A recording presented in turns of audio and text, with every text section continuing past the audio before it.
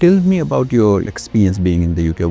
I find that UK is very much regulated, very much systematic, They are very much disciplined and they really respect the time. The security, The place where I was before, you will not be able to walk down the street. Every time I need to ask my son, have you locked the door, So here, that kind of security concern is not there. In UK, the government gives a lot of priority to the students, to the kids. They take a special care. I have seen there in India, if for example, I need to take my son for a vaccination, you just go and just put the injection and then you get vaccinated. But here, before putting any injection, they put a numb cream, right? It's a special care. Why did you choose Manchester? I am a football player. Oh. When I was in NIT Jalandhar, I leaded the football team. I was the only captain, who has led the team for the 4 years. So, and then that's the reason why I have said, okay, Manchester United. Okay. Tell me about your business. What exactly your business in the UK now? So I'm from a telecom background.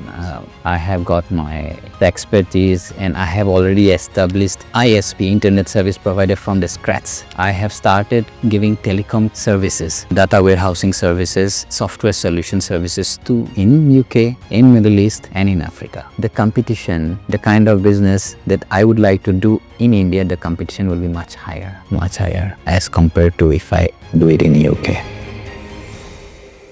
My name is Yash Dubal, CEO and founder at A Y&J Solicitors. A Y&J Solicitors is a multi-award-winning legal 500 specialized UK immigration law firm based in London. We have helped over 4,000 clients to migrate to the UK, and in this series, we want to bring our real clients to share their real life story migrating to the UK, their challenges, their successes, their reflection moving to the UK to gain insight, how, what to do, what not to do. And I'm sure you will gain a lot from this experience shared. We have one of our clients named Ashwini. He has moved to the UK and today just we want to capture his journey to the UK and his point of view about the UK. So that's why we are here. So thank you, Ashwini, for joining us. And so Ashwini, for the benefit of audience, if you can share where you come from, about your background and where you coming from, and if you can introduce yourself, please. Hi. I am Ashwini Kumar Gogoi. I'm from India. I have been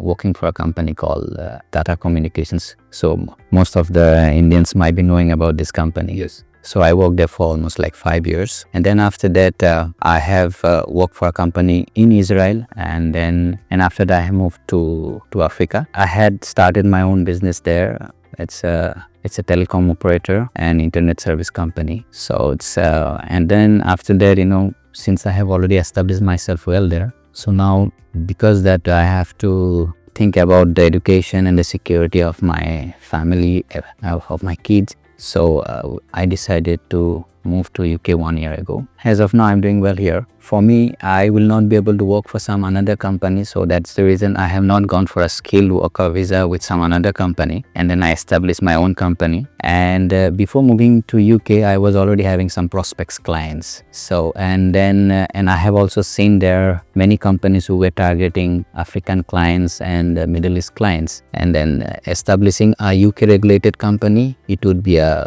very good benefit for me. So in order to target some clients. So that's how I'm here in UK now. Wonderful. So let's get into the reason of you moving to the UK. So if you pinpoint your motivation, what was the exact motivation of you moving to the UK? The first point was the security and the education of my family and the kids. Okay. So that's first point. Second, as I said to you already, having a UK regulated company, I would be able to target many clients across Africa and the Middle East. Okay. And then before moving over to UK, I was already having some prospects clients in UK. And then why I have opted for my own company is because I would not have so much of time in order to work for some another company, because I am already having some well-established businesses in Africa as well as in India. Wonderful. Okay, of course, because you are a true entrepreneur. And so Tell me about your business. What exactly your business in the UK now? So I'm from a telecom background.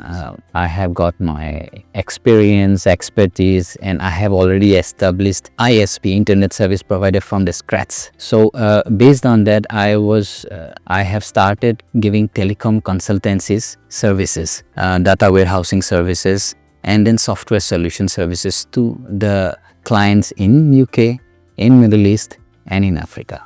So this is the main business that I have got in UK here. Okay, so you already had an idea what would you do in the UK before you moved? Right? Yes, that's true. That's true. Yeah. So what were the challenges before you moved to the UK? Okay, so now before moving to UK, you need to know what are the different visa routes that you might be having in order to move to UK. And I was looking something for a route where I can have a permanent residency. So I do understand that after going through the internet, I do understand that there are two routes.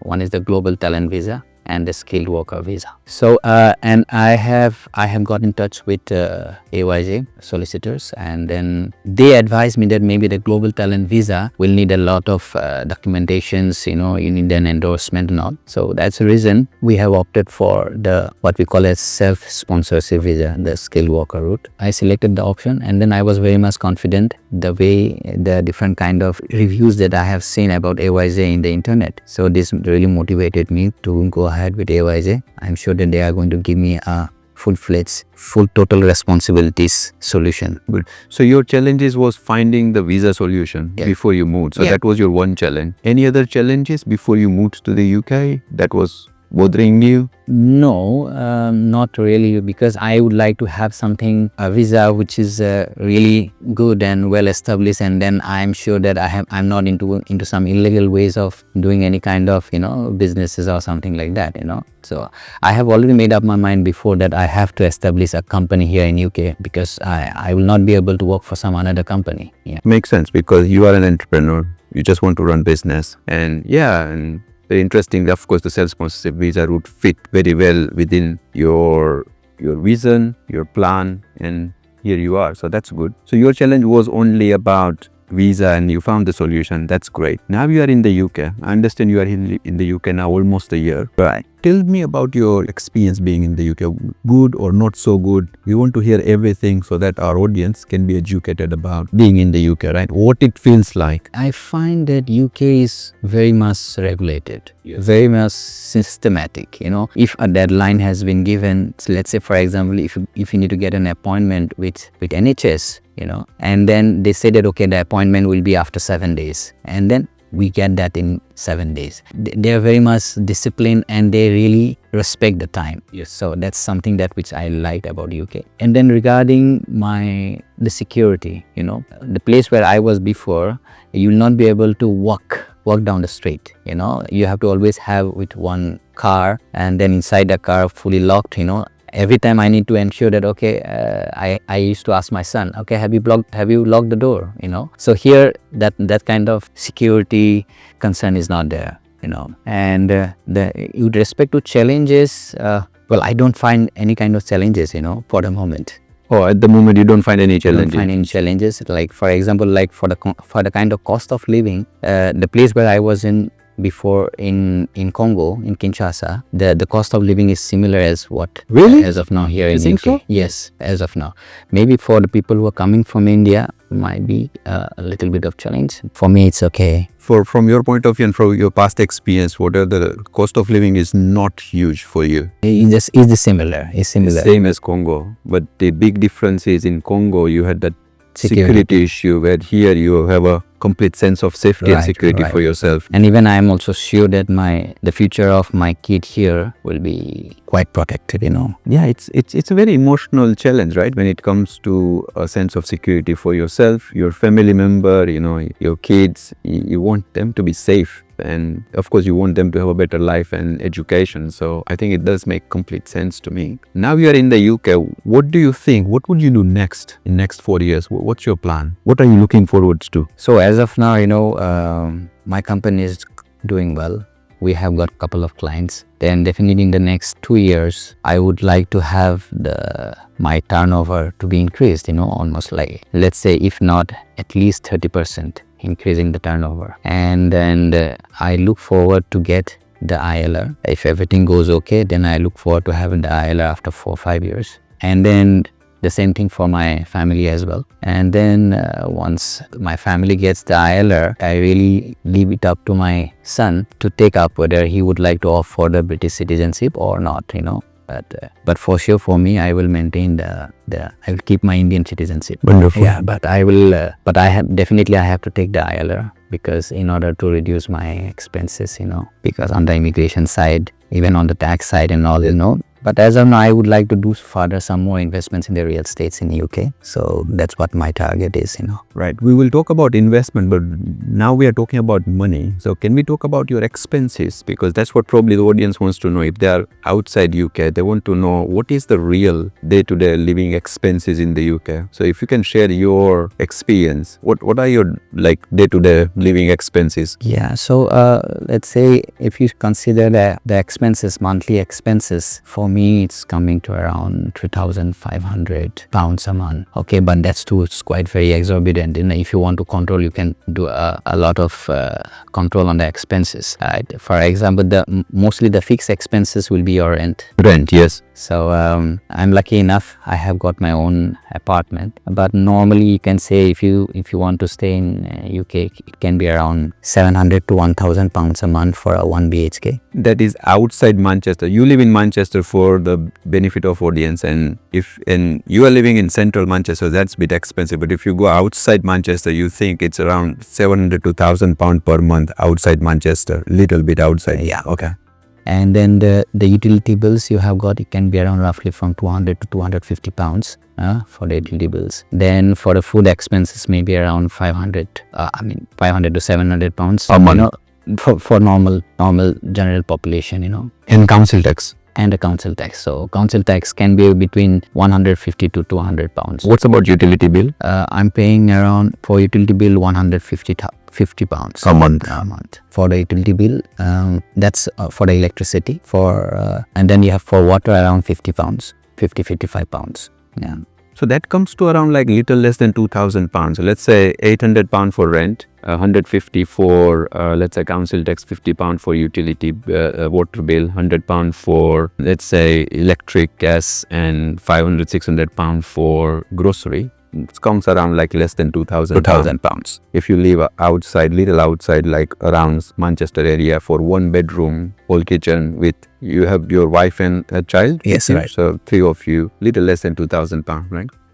Is that reasonable? Yeah, that's £2,000. Yeah. So how come it's 3.5 for you? We do, because see, we have just recently come over here. Yes. We have to buy a lot of things, like clothes are there. Then you have got new furnitures, some different new utensils. Because I want my wife to be comfortable with, so that she doesn't need to walk too much. Everything automated systems. So and then we also every weekends, or maybe almost 3 times a week, we used to be outside. You go out. So when you go out, how much do you spend generally? Generally, let's say for a 3%, you can say around £80.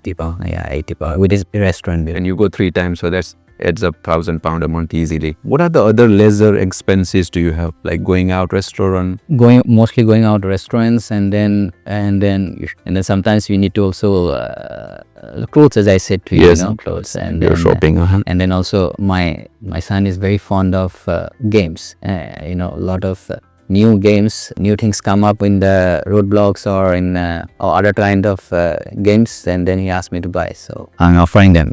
Now it makes sense, £3,500, so it adds up. So you have, of course, not just normal, but you live a comfortable life. So that makes sense. So apart from that, I also need to pay the council tax for the other apartments. Well, let's talk about your investment. You said you've done investment. So where did you invest? So mostly if you say on the investment side, on the real estates, I have done the investments in UK. I have also got some investments normally I used to develop properties in Congo, so, and then I have also got some investments in India. Wow.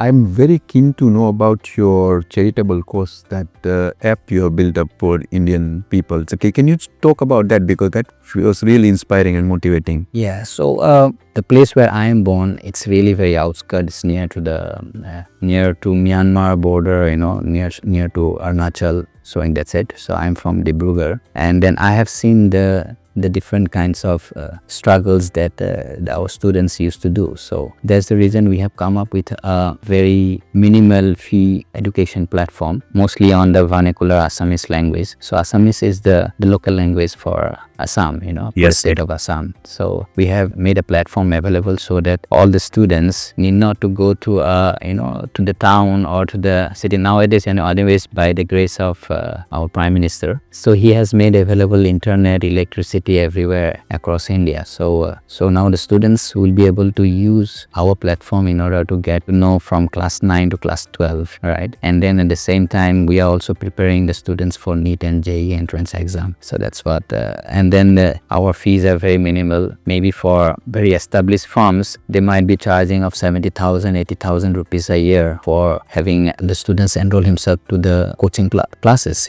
So, but for us, it should be around 500 to 600 rupees. Wow, that's almost like free. So Almost 5 to like 600 rupees a year, where the other well-known brand, they are charging 70,000-80,000. So you are running a truly charitable ed tech platform in India to help the underprivileged to get education. And huge kudos to you, Ashwini. I really appreciate that. Thank you so much. And what's the name of that app? Sharpie, right? Sharpie classes. Sharpie classes, and we will put the link in the description section below for anyone who may want to take the advantage of Sharpie classes, which you have established and running. So thank you so much. Really appreciate that. So that's mostly for the Assamese students, Of course, yeah. A lot of people might get advantage, probably visiting the link in the description section if they want to take the benefit of that. Why not? So now coming back, because that really touched my heart, and I want to share this to the audience, what a good cause you are doing. So to recap, you have an ISP in Congo, you have telecom consulting in UK, which you are running now, and you have also investments in real estate in UK, in India, and in Congo as well. So you are a truly entrepreneur, and of course the self sponsorship is the right trying. No, you've done wonderfully for yourself, and I'm really inspired and motivated listening to this story, and I'm sure many of the audience might get inspiration and motivation from this story. So coming back to the UK side of the story, right? So I just want to present the real picture of the UK, of a migrant's journey to the UK, right? So if you can dig deeper into it, the good side of the UK and even not so good side of the UK from your perspective, what would that be? Of course, and you talked about sense of security, education, and you talked about the professionalism of the UK, right? Anything else you want to add on a good side of it and also not so good side? Let's talk everything. Well, until now, I have not faced any kind of bad. Yeah, definitely. For example, if you're with a family, maybe you will not get bored. And then this is one thing. For a bachelor's, probably it would be a little difficult. But since I'm with the family, so it's fine. I'm spending good time with my family, going outside, and then visiting the Manchester city. And whenever I used to come to London, I used to come with my family here. The positivity is there. It's just based on the weather, the loneliness comes into picture, So if you're not with your family, you might feel homesick. Yes. So that's the little bit of disadvantages. But if somebody is coming over here for their own objectives, for their future, then definitely it's a good place. And then somebody who has really put genuine effort in studying here, and then after he finishes his study, definitely he can get a good job here. I feel that, You feel that, okay. If they do good study, they can get a job. So other challenges, like the transportation system also is very good. In Manchester, I can roam about whole Manchester with a £5 ticket. Wow. And then I have never gone with metro, so I don't know much about the metro, but I can see the transportation is also quite cheaper, it's good. £5 wherever you want to go in and out of Manchester, it's fine. right? It's a per day. And then maybe there are also monthly passes, special concessions for the students are there. And then I have seen that in UK, the government gives a lot of priority to the students, to the kids. And then they take a special care. I have seen there in India, if for example, I need to take my son for a vaccination, you just go and just put the injection and then you get vaccinated. But here, before putting any injection, they put a numb cream, right? It's a special care, because I was really surprised at the first time why they're asking for a numb cream if I need to do a blood test for my son. But they said no, because might be because in order to relieve your son from pain. So that's a special care I have seen for the children. They give a lot of priority for the students, for the kids and the students, So that's something very great about UK. Okay? They give a value to the young generation. Wow, that's really nice. That's the tiny, subtle care, extra care. It makes a huge difference to people's life. No, I completely understand. I don't know, when the many times I see over the internet, okay, the NHS not giving proper support, no appointments and all, but I have not seen that in Manchester. Okay, so in Manchester, you haven't faced challenges with NHS. I never faced that with NHS, Yeah. I've heard a lot of not nice story about service of NHS that you're not getting appointments, probably in London or around London area, but probably now this is your real experience to the audience. In Manchester, you don't find this. And I have also seen now many population in and around London, they're also moving to Manchester as well.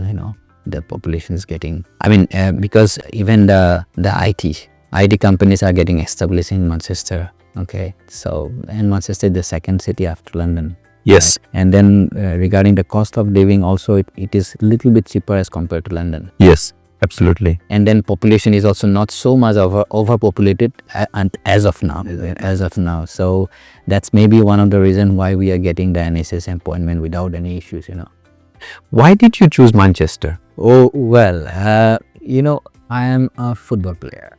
Wow. When I was in NIT Jalandhar, I leaded the football team. I was the only person only captain, who has led the team for the 4 years.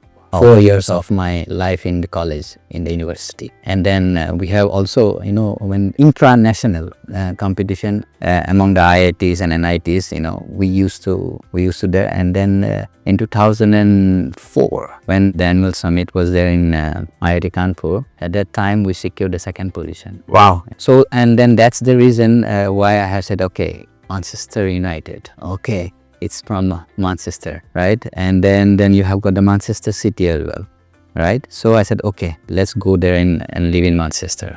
Wow. So it was a football connection. Yeah, it's Manchester United to Manchester. So because you were moving from Congo to UK, why not Manchester, right? Who cares about London? Yeah, right.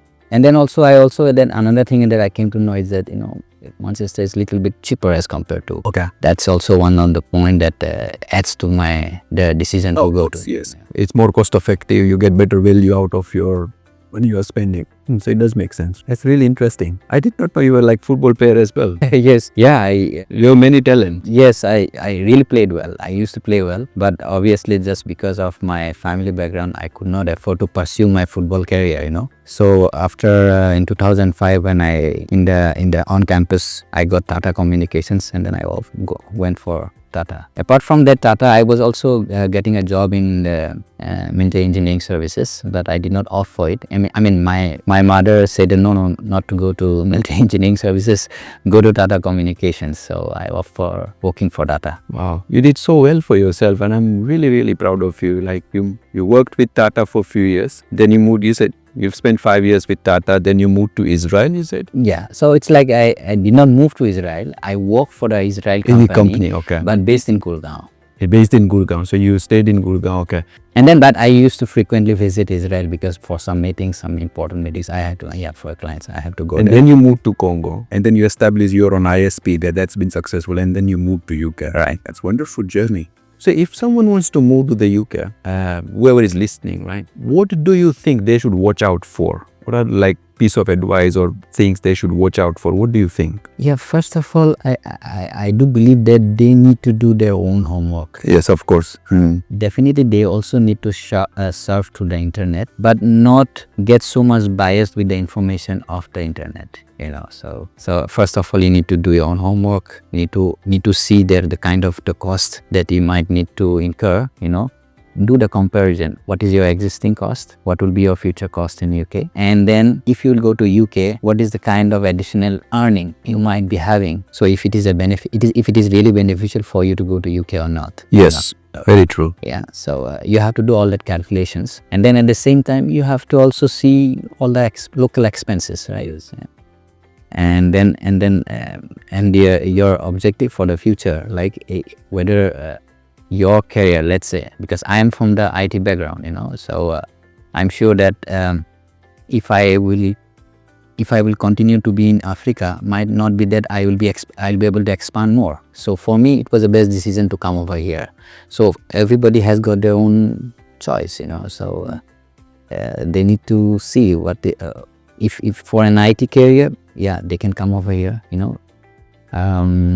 even for kind of for the different services industry, like cleaning services industry, or the services that what you are doing as of now, so that has got a very good reputation here, and you can earn a lot, but definitely a dedication is there, and a small risk factor is also there, so I would really advise them that you should do your own homework, and at the same time you have to also consult the different partners, and then based on that you have to take a decision, right? Like partners like your tax consultant, your immigration expert, right? And then maybe you can also ring out some friends who are already there in UK if they're finding some issues, so those are the points.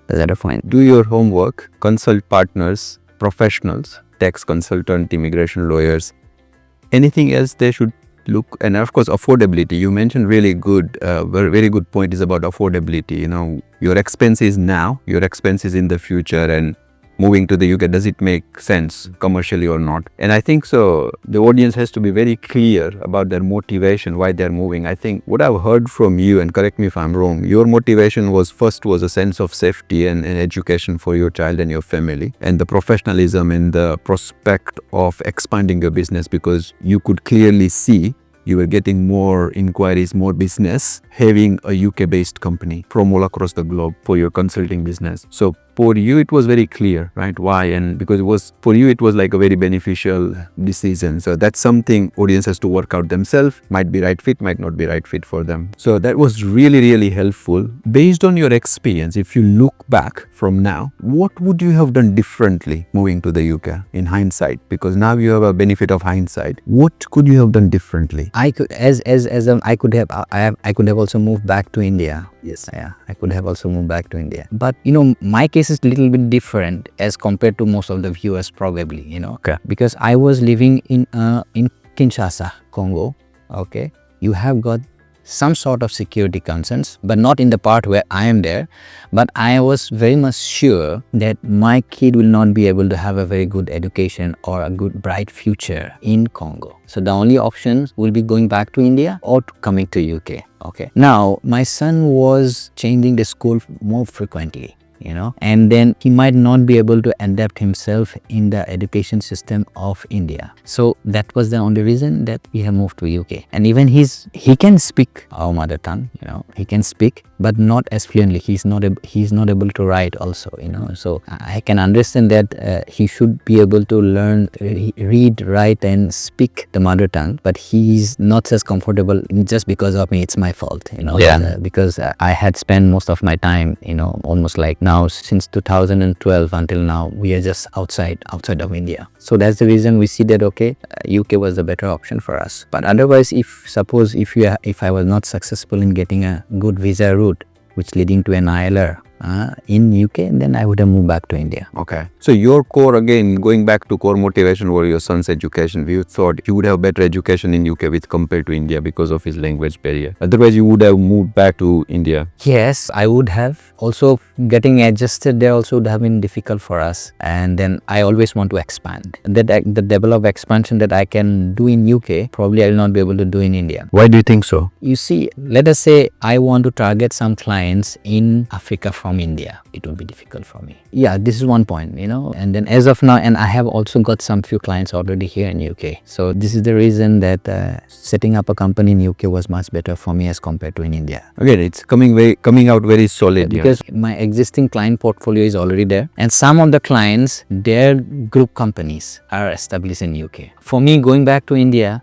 then I have to coordinate two different timing, and all those things will be difficult, right? Here, the time difference between UK and Congo is almost similar, same. So it will be easier for me to manage my companies in UK and in India. From here will be much better. Makes sense. Yeah. So I think very clearly education for your child plus managing your business, expanding your business, prospect with your business was much better for you and is much better for you in the UK with compared to India. So the UK is the option for you. Yeah, another point I would like to add, probably the competition, the kind of business that I would like to do in India, the competition will be much higher as compared to if I do it in UK. Oh, okay. So you face less competition being in the UK as a UK-based company. Yeah. That's a very interesting point. What would be your closing remark of your journey to the UK for the audience? In one phrase, what would you say? Well, as I said, if you have done your good homework, you know your objectives of your future, what you want to be after 2 or 3 years, and then if you have done very well, moving to UK is not a bad deal. Just you need to do a good homework. Okay, I still want to ask you, so do you miss something being in the UK? What do you miss if you miss something, like your life in the Congo or your life in India? Do you miss anything? But actually, I'm really happy, satisfied with UK. I can say that I am almost like settled well, and I'm sure that the future of my son is okay, very in safe hands for the moment, so that is what I can say, so I can tell to my audience that if are also having similar kind of plans like me, they are most welcome to UK.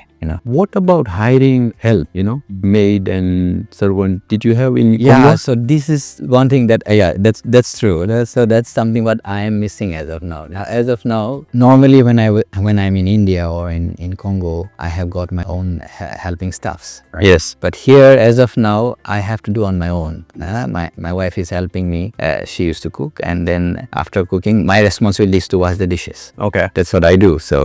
So you are a big entrepreneur running a very successful business, and I'm sure making really decent earnings. How does it feel of you doing your own dishes? No, I feel really great. It's something different than before. Might be I was very lazy, but now I'm not lazy. No, I'm not lazy. I'm very much active. And then out of my busy work schedule, if my wife says, okay, come and help me and wash the dishes for me, I go and wash the dishes. But let's say if you were to hire a maid in Manchester, how much would that cost? I think it's should be now. If I will go for a bigger house, then definitely I have to look for it maybe twice a week. So I think it costs around £15 per hour. Yeah, that's what I believe. That's what I pay, like £15 an hour. So 2-3 hours a time. Yeah. So yeah, if you do twice a week, maybe 4 hours, £60 a week, maybe £240 a month, something like that. Yeah, it makes sense. That's what I'm spending now on getting help. So yeah, it does make complete sense. What else would you miss? Probably food. Do you miss food? No, I really don't miss the food. Because in and around my places, we have got a lot of Indian restaurants, and then Chinese and Vietnamese restaurants are also there. I mean, the Vietnamese food is little bit similar like our home place. Wow, that's really nice. That's okay. And then and in fact, I also love a lot of Indian food. Biryani, chicken biryani, tandoor, chicken tandoor, and all. So everything is available there in Manchester. What about festivals? Do you miss? Even I don't miss festivals. In fact, since I'm here in UK, I am now able to join many festivals. I am able to in Manchester. Tell me about it. What festival did you for celebrate? example, Like the recently in that Lakshmi Puja, Saraswati Puja, just recently we had the Saraswati Puja and we have attended there. Saraswati Puja. Normally when I was in India, at that time I did not have the occasion to meet all those things, So now you are connecting with more communities. Yes, right. Indian communities doing religious celebration and pujas and all that more in Manchester than in India. Do you miss your family probably? How do you, like, what does it look like to you, feel like to you? You said you have a wife and child and you are enjoying time, but what about your extended family? So my brother is in US, so he's also having his own family there in US, and then my mom and dad is there. Yeah, I miss them, but hopefully if there is a way out to have my parents also here, we'll see. But as of now, they're also enjoying their life there with our other family members, because normally in Assam we have got since we are from a village, they have got their uncles and aunties, and also they are spending their time well. By grace of God, they are keeping well, their health are good, so it's fine. Do you go and watch Manchester United games? Not yet as of now, but definitely now, since I'm sure that I will be able to spend more time and doing all other extracurricular activities, so I will be able to, I hope to join, I hope to watch the matches. Watch the matches, yeah. As of now, I have not yet. Probably get the season pass of Manchester United. That's the reason you moved to Manchester. Yeah, that's one true. of the reasons you should get the season. That's just, I visited the stadium, the Manchester United Stadium, and then I took some pictures and also it was like a dream come true, So that was one of your dream, to see Manchester United. I wanted to see the stadium. Just I saw the stadium and that's all as of now. But I hope that I will enjoy some matches soon. Any other hobbies, that interesting hobbies you are exploring? So I have to focus on the job with my community members, with my friends. If can find out a time to get a hobby, maybe we can play lawn tennis or badminton and all. We can play together. And that's a kind of hobby that we can offer. And then at the same time, like in the festivals, like recently you have got Lori and Mag Bihu, and Pongal and all that, it's like so it is similar, like even in our, we call it as Mag Bihu in our state. And like maybe in Punjab, we call it Lohri, even in Gujarat also it's Lohri, right? So at that time I have visited the community members, we enjoyed, so we made some friends there. And normally when I'm in India, rarely we used to visit, but here I see that kind of feelings, and the community feeling, the togetherness feeling is more here in UK as compared to what is there in India. Wow, that's really interesting insight. I find it that's maybe it's because we are far away from our motherland. So people are more together as a community. Together here as a community. So that's something great about it. What is the one thing that stood out the most and the best for you in the UK? One thing, just one thing if you pick up, what would that be for you? And normally I don't used to mix with people a lot before. But after coming to UK, I used to mix with a lot of people. Even the local, like the British ethnic British people, I used to mix a lot now.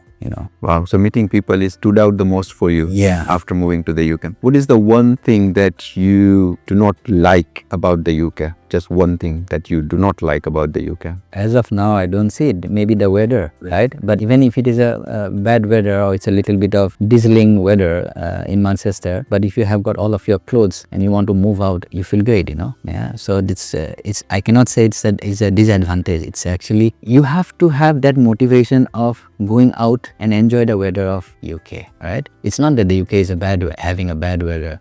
You have your own clothes, but maybe for some people who cannot, I can see some people who are not having the clothes to wear or something like that, but I don't think so. UK is in such a situation for the moment, but you can enjoy the weather. Weather is probably one, but it depends on your mentality. It's about perception. If you change the perception, I want to go and enjoy the weather, you will enjoy the weather. If you want to cry about it, you will cry about it for sure. It's really interesting perception, perspective, right? Yeah. The way you see things, and you're turning that not so good into positive for yourself, that you want to go and enjoy the weather. That's really good. Staying at home, being lazy, probably it might also affect your health. You have to be active. Yes. You have to be active. You have to consider this disadvantage as an advantage one. Like for example, in India, sunny weather, you might not be able to run or you might not be walk on the road, right?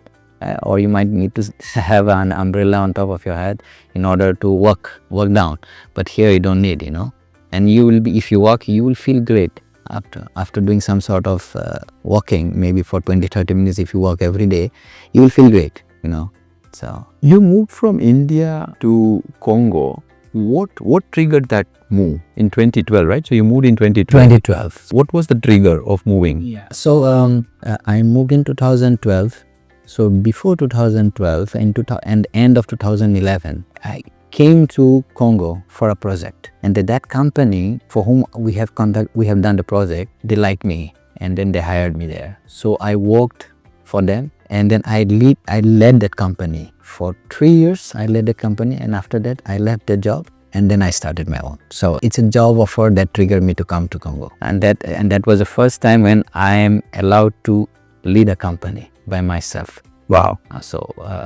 And then I'm the one who is going to take all the decisions for the company. So, and that's how I think that was the turning point. And then by that, I came to know about in and around of managing a telecom company, how to deal with the clients, deal with the suppliers, deal with the authorities, deal with the telecom departments of the country, So I came to know in and out about running a telecom business. So that's how I started our own. So it was a job that led into moving to Congo, and then you worked there, and then you started your own, and now you moved to UK. Yeah, that's interesting transition. If you were to go back, would you go back to India? From UK? Yeah. Yeah. I mean, you see, as of now, I'm running the business for Africa and India from here. If, for example, there are no options for me to legally stay here, but as of now I can see that I have got the option to legally stay here, so I will stay here. So if in the future if there's a visa problem, then you will go, otherwise you want to stay in the UK. But I might also ask you, I don't think so I have got any issues, right? I don't see as well. You will get, in my professional view, you will get your ILR in 5 years time. So now 4 more years to go, and you will get your ILR for sure. And then 1 more year after that, you will get your citizenship as well.